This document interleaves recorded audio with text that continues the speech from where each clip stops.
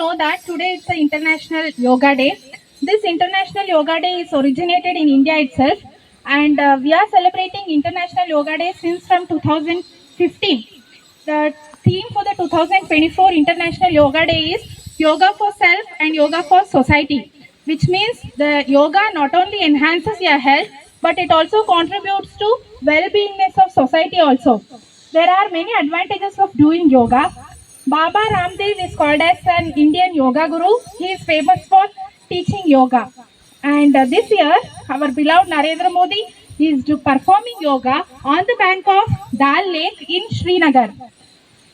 There are many advantages of doing yoga. Few among them are it improves our immunity system, it improves our blood circulation, it reduces mental strength.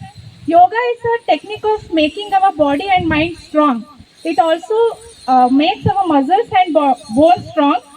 It makes our body flexible.